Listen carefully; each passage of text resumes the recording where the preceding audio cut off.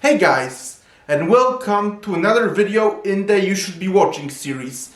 And this time it's about probably the best modern science fiction show, The Orville. Yeah, I've binged that show very recently, and I will give a shout out to one of my favorite YouTubers, Jay Vaters, who inspired me to watch this show. Yeah, he talked about this show a couple times on the channel, and he reviewed it. So, thank you, Jay Vaters, for inspiring me to watch this amazing show. Thank you very much, man. And yeah, when I binged that show, initially I thought I might just review the last season since it came out this year, but I thought no, this is such an amazing show that honestly, it deserves to be reviewed as a whole and as part of my You Should Be Watching series, because that's how good the show was. So, here we go! The show is about the ship crew who go on various space adventures and explore various different worlds with very different cultural norms and traditions. And every single episode is very interesting.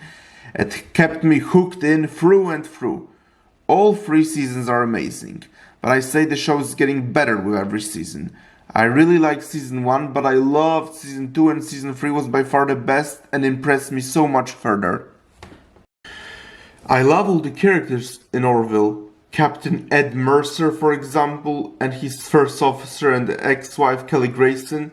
Their chemistry and relationship is one of the biggest highlights of the show. Ed divorced Kelly because she cheated on him, but now as a captain and first officer they forgave each other, and they might be not romantically involved, but their friendship is now better than ever. Ed also has a close friend, Gordon Malloy, who's really funny, and of all the characters, I relate to him the most, actually. I also really love the robot Isaac, who's the smartest and most logical member of the crew. There is also Dr. Claire Finn, as well as Alara, who sadly goes away for seasons 2 and 3. And I also love Boris. I actually disliked him for like first 3 episodes, but he quickly goes through amazing and well done character development. My favorite character, however, is the aforementioned robot Isaac. I love how on one hand he's a robot, but on the other hand he clearly feels like a human despite constantly claiming he's incapable of having any feelings and just using a justification that he is just trying to learn. Or some other justification. He's also very curious and constantly tries to learn more and more about humans and aliens he works with. And he tends to be unintentionally insensitive and keeps pointing out how his intelligence is so much superior to everyone else's. Those scenes are really funny. And in season 2, we learn more about his backstory and that he belongs to the Kalon race of robots. He has been created by those robots and sent as an ambassador to learn more about the humans. The world building here is super fantastic. There are various different planets with very different species and different cultures and traditions. There are also planets with humans too, and some of those planets are on the 21st century level of development, which means they resemble modern Earth, because Earth in the movie is futuristic. Through world building, the show explores various themes of the real world.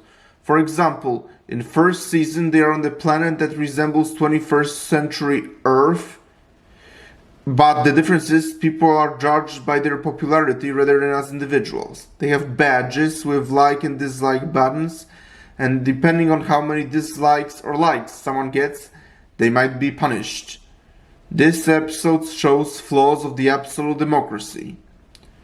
Show also explores various different themes such as identity, religious themes, and season 3 even asks philosophical questions of what it means to be alive, and is immortality really worth it?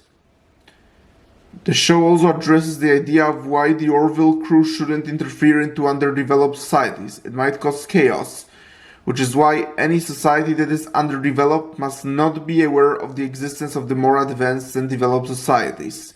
For example, in one of the episodes of season 1, Kelly helps a little girl on a planet that's on the medieval level of development, and as a result, the society starts worshipping her as a god. I love all the ideas and themes. They are so smart and make so much sense. Another theme that the show discussed a lot is general respect for other cultures. We should absolutely respect different cultures, but to what extent? For example, planet Mokles is an all-male planet that gives female-born surgery to turn them male without their consent. Every other society views it as immoral, but from the Moklan point of view, it's their tradition and culture. Should we respect other cultures completely, even if they do something immoral? The show does not have a definite answer, which makes it even better. There is also a story to the show as a whole. Yes, most episodes are individual adventures on different planets, but there is an overall story too. The crew fights the Krill, a religious theocratic society of aliens who believe they are superior to everyone else, and that they have divine right to conquer anyone who isn't Krill. However, as we later learn, not all Krill are evil, and there are moderate Krill who actually want to live in peace with humans and other alien species. We also learn how the Krill election system works in Season 3, which is very similar to the modern democracy election system. The Krill aren't the only antagonists in the show. As I already said before, in Season 2, the show later introduces the Kaelon, a robotic race to which Isaac belongs, and it is revealed he was sent as an ambassador to study humans. But we later learn that the Kaelon want to exterminate all organic life, and as a result, Isaac has to choose between doing the right thing and his people. Season 3 actually goes further with the Kaelon and shows us whole flashback on the Kaelon backstory, which is a very interesting backstory and makes the Kaelon much more complex than they initially seem actually. And in general, many unexpected things happen in Season 3, but I'm not going to spoil most of them actually. So, The Orville is really an amazing show. It really is one of the best modern sci-fi shows, if not the best, actually. And honestly, I don't know if it's going to continue or not, and I'm mixed. On one hand, I think it ended really well. It ended on a very amazing note. But on the other hand, it was just so amazing. Another part of me just wants more of the Orville. On one hand, as I said, I think it ended very well, but as I said, part of me wants more of the Orville. We'll see. So, thank you for checking out this video. Press the like button, please subscribe to this channel, and I'll talk to you soon in another video. Talk to you soon, bye!